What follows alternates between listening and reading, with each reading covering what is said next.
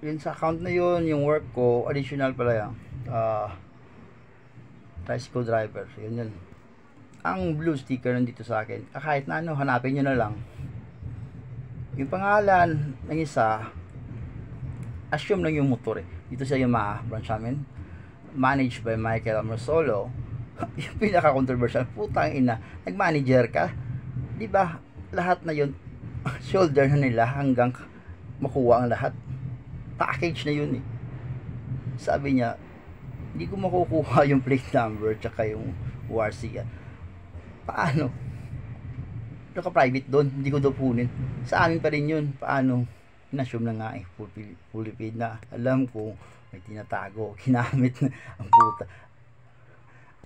Saan ko daw kukunin? Kami pa kukuha, ayaw nilang shoulder. Paano?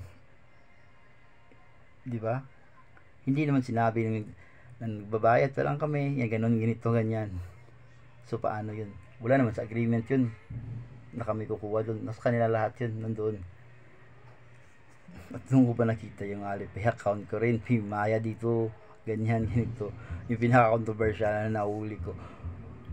Pagkuha ko ng laptop, Ayala, nasa loob, SMDC, di ba? Hindi na napatuloy dito. Bakit?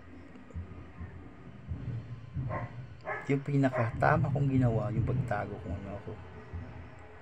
Yung ginawa, alam ko, maliit pa lang, pangyayari, lahat na nangyayari dito sa Negros, maliit pa lang ako, sinasabi na, yung mga bagay-bagay na hindi magawa nila, ginagawa, hindi, kaya kong rin gawin yung ginagawa nila, pero yung mga bagay hindi nila kayang gawin, ginagawa ko.